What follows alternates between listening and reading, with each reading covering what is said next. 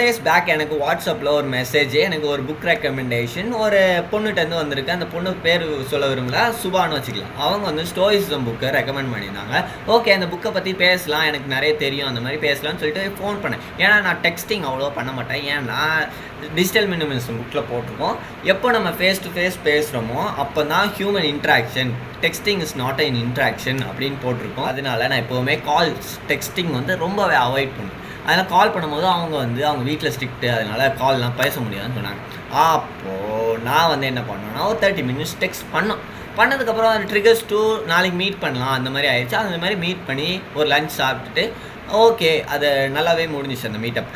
And எனக்கு என்ன ஆர்குமெண்ட்னா, இந்த டிஜிட்டல் மினிமலிசம் புக்கில் மெயினாக போட்டிருக்கோம் டெக்ஸ்டிங் பண்ணாதீங்க, அதனால தான் நிறைய டிப்ரெஷனோ லோன்லினஸோ எப்போவுமே மனுஷங்க ஃபேஸ் டு ஃபேஸ் பேசிக்கிற மாட்டேங்காங்க, டாப்பிக்கே இல்லை, அதனால தான் இந்த சூசைட் ரேட்ஸ் தான் அதிகமாகுது அப்படின்னு போட்டிருக்கோம். பட் என்னோடய எக்ஸ்பீரியன்ஸில் இந்த டெக்ஸ்டிங் வந்து ஒரு மீட்டப் வரைக்கும் கூட்டிகிட்டு போயிருக்கு.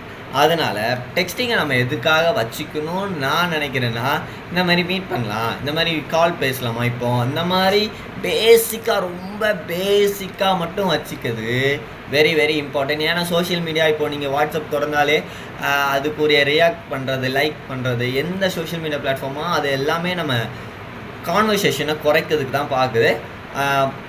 So take your phone, have a call. அவங்க பிஸியாக இருந்தாங்கன்னா டெக்ஸ்ட் பண்ணிவிட்டு எப்போ கால் பண்ணலாம் அப்படின்னு கேளுங்க, எப்போ மீட் பண்ணலாம், அதான் ஒரு குட் கான்வர்சேஷனாக அமையும்னு நினைக்கிறேன்.